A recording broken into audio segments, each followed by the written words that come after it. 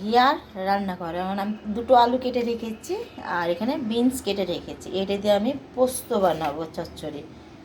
তো এখানে পোস্ত আছে 5 চামচ আর 8টা কাঁচা লঙ্কা আছে, এটা বাটবো।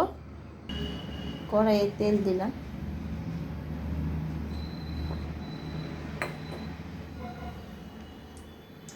তেল হয়ে এসছে তো আমি 5 ফোড়ন দিলাম এখানে, যে চচ্চড়িটা বানাবার জন্য। তো আমি আলুটা যেটা কেটে রেখেছিলাম সেটা ছেড়ে দিলাম।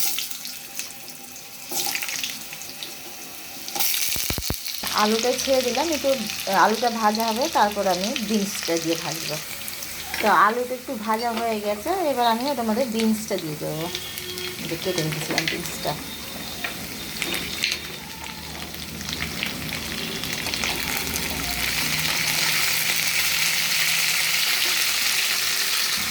তো আমি 1 চামচ লবণ দেবো, আর 1 চামচ হলুদ দিলাম।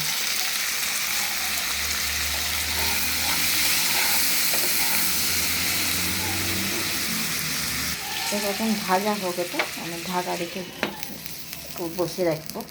বসে রাখলাম, আমি পোস্তটা বেটে নিই শিলপাটায়। আমার আলু ভাজা হয়ে গেছে, বিনস আর আলুটা ভাজা হয়ে গেছে, সেদ্ধও হয়ে গেছে আলু হলো। তো আমি যে পোস্তটা বেটে রাখলাম সেটা এখানে দিয়ে দিলাম।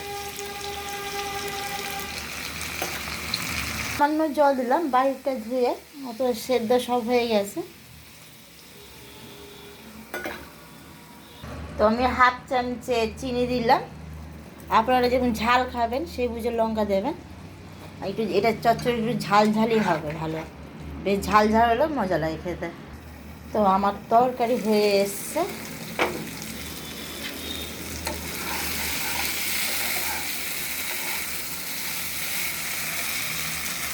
তো আমি নামানোর আগে একটু এই ধনে পাতা দিলাম চচ্চড়ির মধ্যে, পোস্ত চচ্চড়িতে।